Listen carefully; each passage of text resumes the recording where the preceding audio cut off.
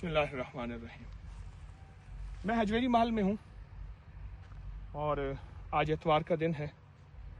बहुत तैयारियाँ हैं, बस इसी जुमेरात को मजमा। ये सरसों का खेत है, कैसा खूबसूरत, कैसा हुस्न जमाल। सरसों के मैं सिर्फ आज आपको 3 फ़ायदे बताऊंगा इसके फूलों के। जो मरीज़ बिल्कुल निढाल हो गया हो और ख़त्म हो गया हो, उसका सरसों का साग खिलाएं या सरसों, कच्चा सरसों उसको खिलाएं।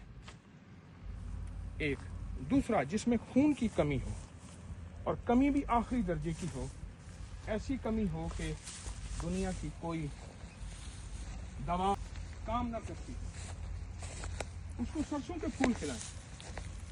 इसके ऊपर शहद की मक्खी बैठी थी अभी, ये देखें, ये उड़ के गई है, मैंने इसे हिलाया, ये देखें। इसको सरसों का फूल खिलाएं। मेरे वालिद साहब रहमतुल्लाह एक बात बताया करते थे।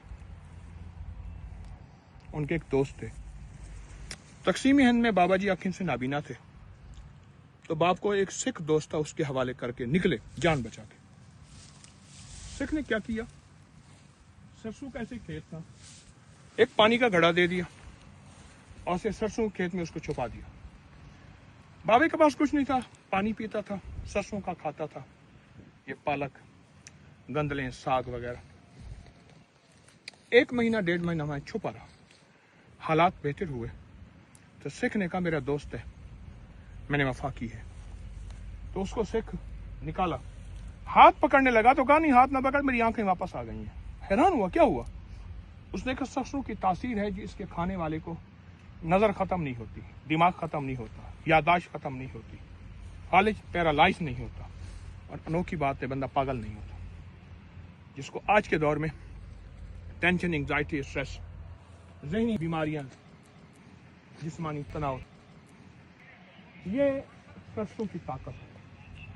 सरसों